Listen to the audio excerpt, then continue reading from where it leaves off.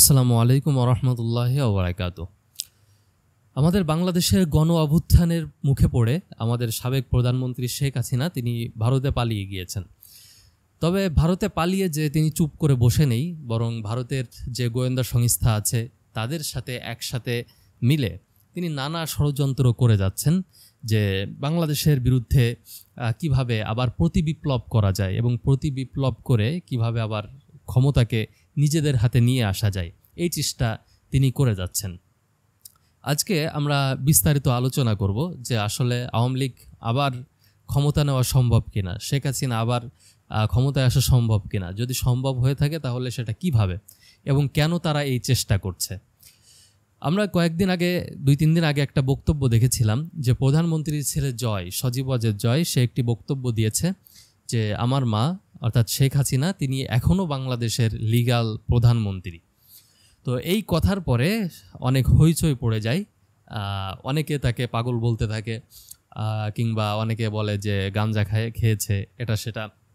But জয়ের বক্তব্যটা সম্পূর্ণ সঠিক এবং তারা এই চেষ্টাটাই করে যাচ্ছে যে শেখ হাসিনাকে আবার ক্ষমতায় নিয়ে আসার জন্য।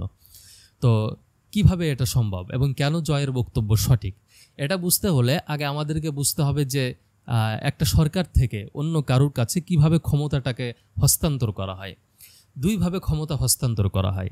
একটি হচ্ছে যিনি প্রধানমন্ত্রী আছেন তিনি স্বইচ্ছায় তার ক্ষমতাকে শেষ করে দিয়ে, অর্থাৎ তিনি রিজাইন দিয়ে তিনি অন্তর্বর্তীকালীন যে সরকার আছে সেই সরকারের কাছে পরিপূর্ণ ক্ষমতাটাকে হস্তান্তর করবেন।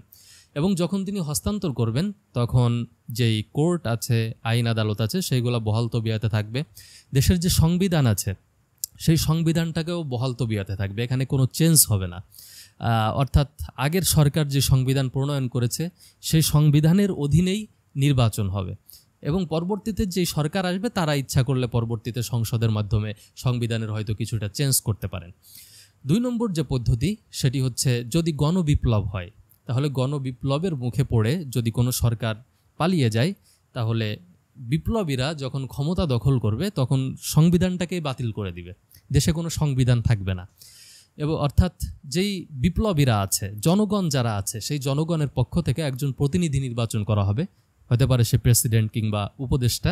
জনগণ তাকে সম্পূর্ণ অধিকার দিবে, ম্যান্ডেট দিবে, যা ইচ্ছা সে করতে পারে, সে নিজের মতো করে দেশ চালাবে, নিজের মতো করে নতুন একটি সংবিধান তৈরি করবে, মানে যারা উপদেষ্টা থাকবে।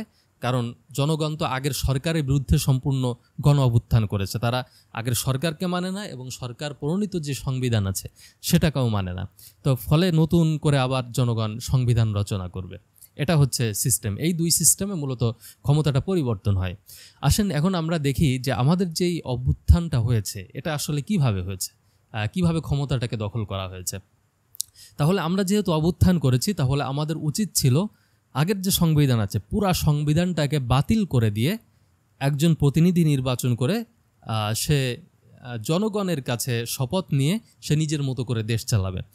কিন্তু আমরা দেখতে পাচ্ছি যে প্রফেসর ডক্টর ইউনূস এবং আমাদের যে উপদেষ্টা মণ্ডলী আছে তারা সংবিধানটাকে বাতিল না করে তারা আগের যে ফ্যাসিবাদী সরকার আছে সেই ফ্যাসিবাদী সরকারের যেই রাষ্ট্রপতি তার অধীনে এবং আগের ফ্যাসিবাদী সংবিধানের অধীনেই তারা শপথ নিয়েছে।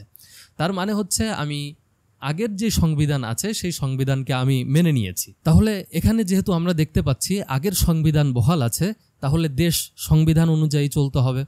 আর এবার তাহলে দেখতে হবে যে এই সংবিধান অনুযায়ী আগের যে প্রধানমন্ত্রী ছিলেন তিনি কি আসলে পদত্যাগ করেছেন কিনা।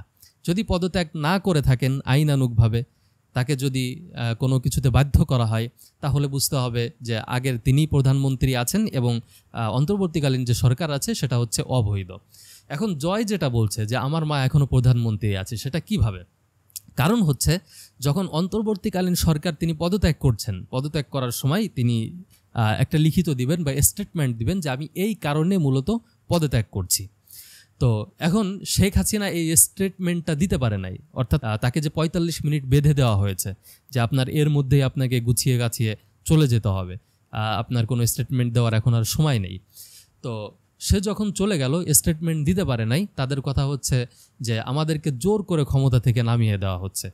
ফলে আমরা আইনানুগভাবে এখনও আমরা প্রধানমন্ত্রী আছি, আমরা ক্ষমতায় আছি এবং আমাদের উপরে মূলত জোর জবরদস্তি করা হয়েছে, আর আমাদের সংবিধান এখনও প্রযোজ্য আছে।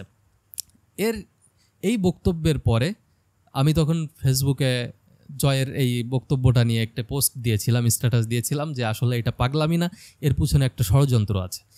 তো তার পরের দিনই আমরা দেখতে পেলাম যে শেখ হাসিনা চেষ্টা করেছে একটা জুডিশিয়ারি কু করার। এটা নিয়ে লেখালেখি হয়েছে, এটা আপনারা অনেকেই পড়েছেন যে জুডিশিয়ারি কু সেটা আবার কি। সেটি হচ্ছে যেই আদালত আছে, হাইকোর্ট আছে, তারা তো আওয়ামী লীগপন্থী, তারা চেষ্টা করছে সব যে সকল বিচারক আছে তাদেরকে একত্রিত করে তারা একটা রায় দেওয়ার চেষ্টা করেছে যে এখনও প্রধানমন্ত্রী হচ্ছে শেখ হাসিনা। সেটা কিভাবে? আওয়ামী লীগ চাচ্ছিল হাইকোর্টে রিট করতে, যে প্রধানমন্ত্রী যে শেখ হাসিনা আছে এটার পক্ষে একটা রিট করতে চাচ্ছিল।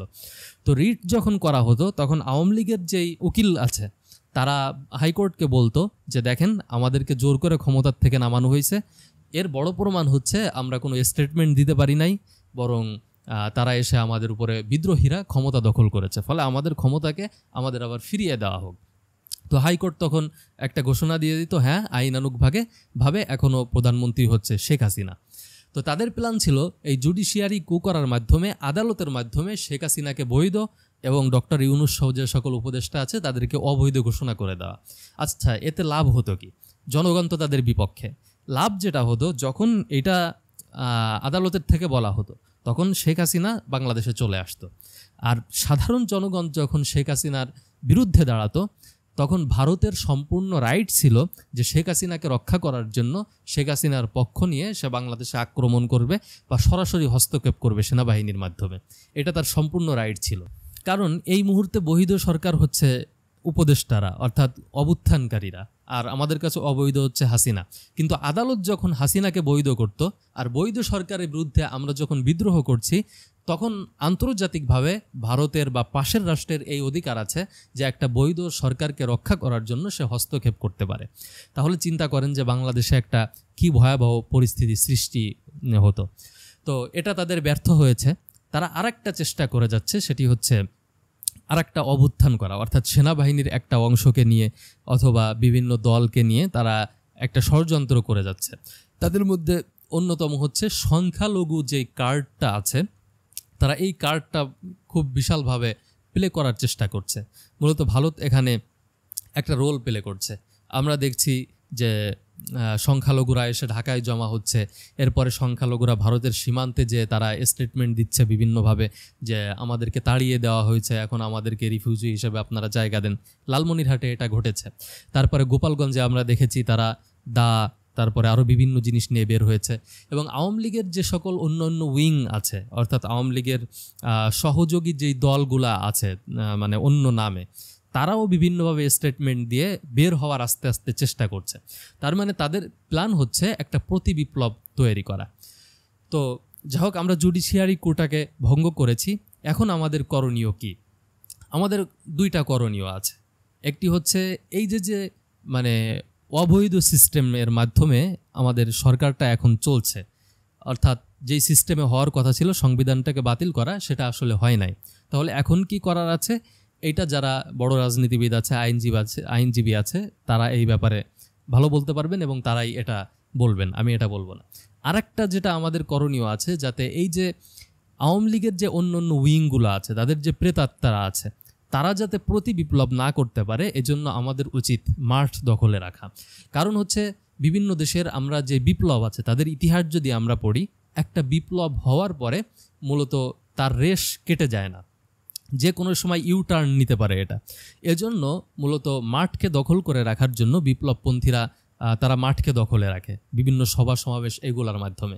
যেমন আমরা বড় একটি উদাহরণ দেখতে পাই যে তুরস্কে যখন বিপ্লব হয়েছিল, বিপ্লব বলতে অর্থাৎ এরদোগানকে যখন ক্ষমতা থেকে নামানোর চেষ্টা করা হয়েছিল, তখন সেনাবাহিনীর কু ব্যর্থ হয়। ব্যর্থ হয়ে যাওয়ার পরে এরদোগানপন্থী যে সকল সাধারণ জনগণ আছে, এই সকল সাধারণ জনগণ 1 মাসের মধ্যে তারা মাঠ ছাড়ে নাই, অর্থাৎ দিন রাত তারা রাস্তায় থেকেছে, অর্থাৎ শহরের বড় বড় পয়েন্টগুলোতে তারা অবস্থান করেছে, সভা সমাবেশ করেছে, বক্তব্য দিয়েছে, সারা রাত সেখানে তারা অবস্থান করেছে, যাতে করে বিরোধী যেই পন্থীরা আছে তারা যাতে এসে মাঠ দখল করতে না পারে। তো আমাদের সাধারণ জনগণের এটা করা উচিত। কারণ দেখেন, জুডিশিয়ারি যে কুটা হইতে যাচ্ছিল, এইটা যদি আমরা যে আদালতকে ঘেরাও না করতাম, তাহলে কিন্তু মানে সব নষ্ট হয়ে যেত, আমাদের কিছু করার ছিল না। আমরা যে আদালত ঘেরাও করতে পেরেছি, প্রধান বিচারপতিকে জোর করে পদত্যাগ করাতে পেরেছি, এজন্য এখনও আমরা মানে টিকে আছি, তেমন কোনো সমস্যা হয় নাই। তো ভারত এবং আওয়ামী লীগ মিলে সামনে আরও কী কী নতুন নতুন ষড়যন্ত্র করবে, এটা দেখার বিষয়। তো এর জন্য আমার মনে হয় আমাদের এই বিষয়ে সতর্ক থাকা উচিত। কারণ এতদিন যারা আওয়ামী লীগ ছিল, আপনার কি মনে হয় যে একদিনে তারা রাতারাতি চেঞ্জ হয়ে গেছে? যারা মিডিয়া, যে সকল মিডিয়া এতদিন আওয়ামী লীগের জন্য কাজ করেছে, যে সকল পুলিশ এতদিন আওয়ামী লীগের জন্য কাজ করেছে, যে সকল আর্মি এতদিন আওয়ামী লীগের জন্য কাজ করেছে, ভারত এতদিন যে শেখ হাসিনাকে পুষে রেখেছে, তো এটা কি রাতারাতি চেঞ্জ হয়ে গেছে? না, বরং তারা ঘাপটি মেরে আছে। তারা যে কোনো সময় যে কোনো কিছু করার জন্য প্রস্তুত, এবং আমরা সেটাই দেখতে পাচ্ছি যে বিভিন্ন সময় সেটা হচ্ছে। তো আমাদেরকে সতর্ক থাকতে হবে। আল্লাহ সুবহানাহু ওয়া তাআলা আমাদের এই স্বাধীনতাকে, সার্বভৌমত্বকে এবং আমাদের এই বিজয়কে রক্ষা করার তৌফিক দান করুক। আসসালামু আলাইকুম ওয়া রাহমাতুল্লাহি ওয়া বারাকাতুহু।